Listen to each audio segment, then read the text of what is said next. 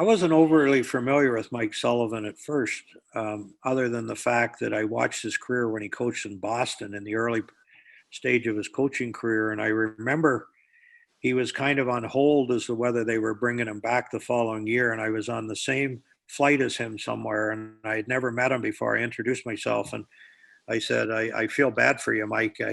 I think you really did a good job in Boston this year, and I hope you get your answer soon as to, that they're bringing you back, which they didn't.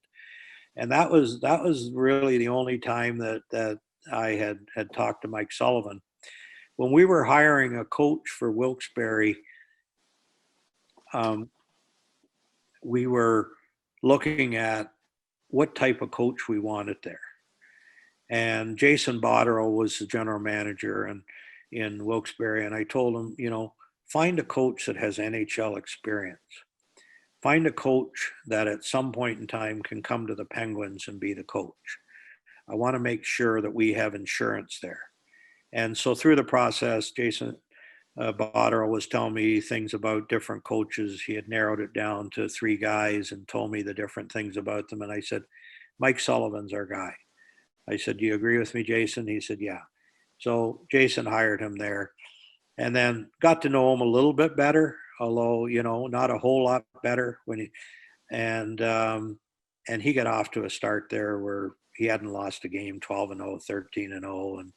And we needed to make a change.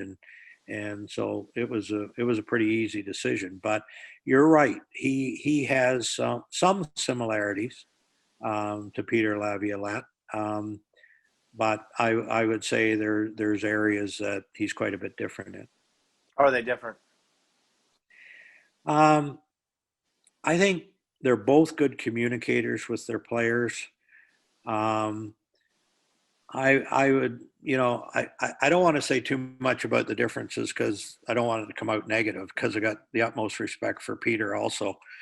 But the way that Sully breaks down an issue with a player, one of my favorite things that Sully does is when he's got an issue with a player and the player is not on the same page as him, he'll have a meeting with him and he'll let that player speak. And then he'll give his opinion and they'll go back and forth. And then near the end of the meeting, he'll say, I'll tell you what I'm going to do. And you come back and remind me if I don't do it. I'm going to meet you halfway. Mm-hmm. So he doesn't take the strong opinion of you're doing it my way, or he doesn't, or the player doesn't get to take that position either.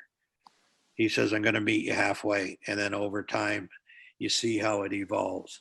And if the player doesn't like it, he can come and see him again, or if he's meeting him halfway. But I like that approach where it's not just, hey, this is the way we do things here, and you have to do it my way or you're not going to play.